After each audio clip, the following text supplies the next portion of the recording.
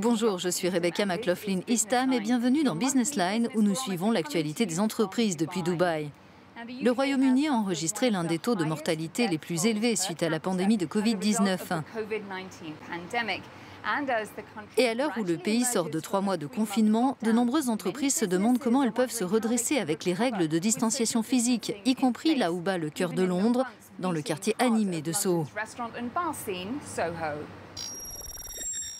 Au Royaume-Uni, le déconfinement progressif n'a pas levé toutes les inquiétudes. De nombreux Britanniques redoutent cette nouvelle étape.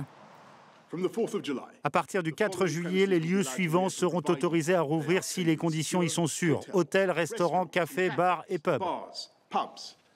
Mais de nombreuses entreprises, y compris les plus réputées au cœur de Londres, se demandent comment elles peuvent fonctionner avec la distanciation physique. On devra sûrement augmenter nos prix parce qu'il y a davantage de mesures à prendre.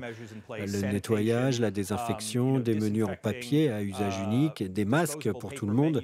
La distanciation implique un surcoût. Je ne sais pas comment ça va se passer, mais je me dis que ce n'est pas une bonne chose.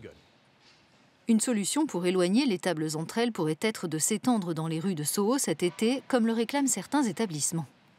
Sans piétonisation, la plupart des entreprises ne s'embêteront pas à ouvrir. Elles ne rouvriront pas du tout.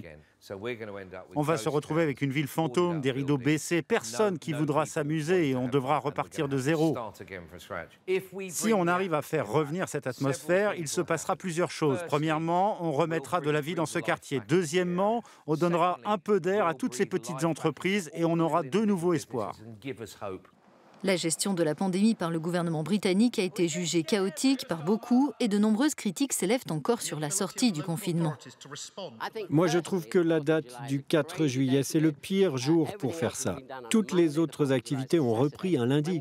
Le 4 juillet, c'est un samedi. Vous savez, tout le monde a envie de sortir aujourd'hui, en particulier le samedi. Et on va être dépassé si on avait fait ça un lundi. Le redémarrage se serait fait en douceur. Mais malgré les défis à relever, bon nombre d'entreprises ont hâte d'ouvrir leurs portes. Ici à Dubaï, une organisation à but non lucratif qui travaille avec des scientifiques, designers et ingénieurs de 250 universités dans 56 pays a lancé une initiative pour lutter contre la Covid-19. Global Grad Show, c'est son nom, accélère la mise sur le marché de technologies potentiellement révolutionnaires.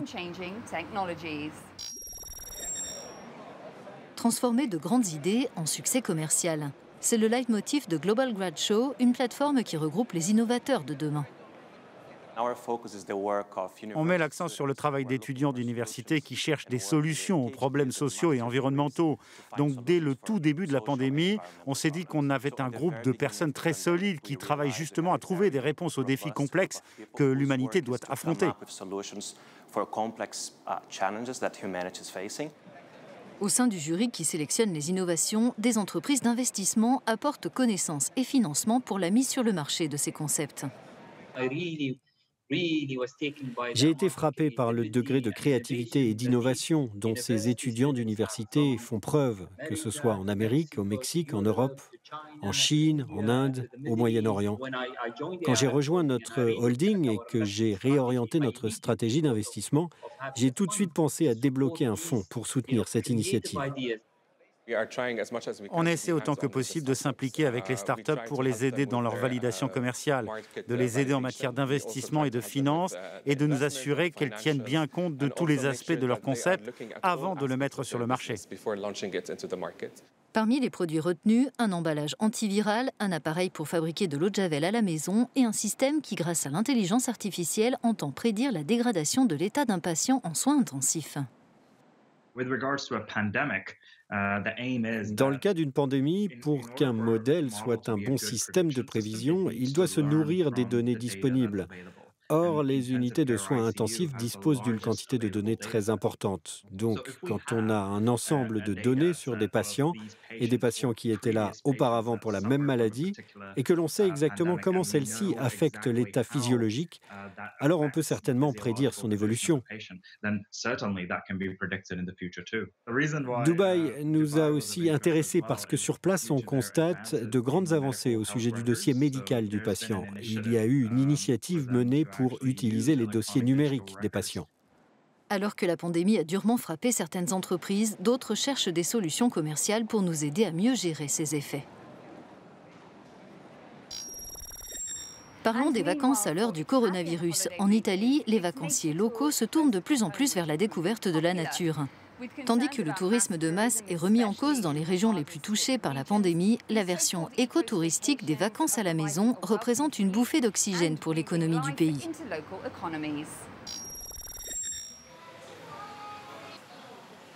Alors que l'activité touristique repart timidement, notamment en Toscane, une tendance représente une lueur d'espoir.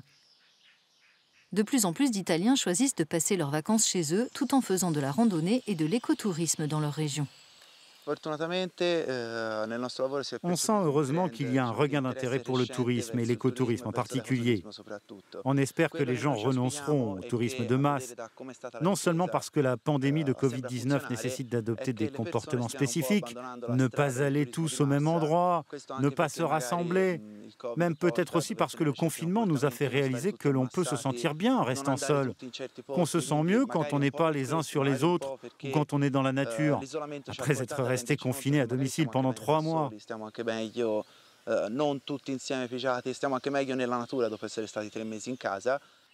Le contexte de pandémie pourrait ainsi amener les vacanciers à évoluer.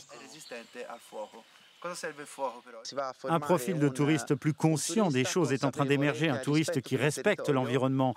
Cela permet de nous éloigner de l'attitude du touriste classique, y compris en Toscane. Donc, malgré les épreuves que nous avons traversées, on crée de nouvelles opportunités grâce à des regroupements plus valorisants qu'avant.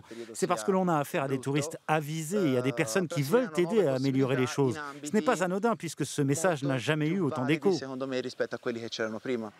Pour les responsables politiques, ce pourrait être aussi une occasion de repenser le tourisme dans le pays.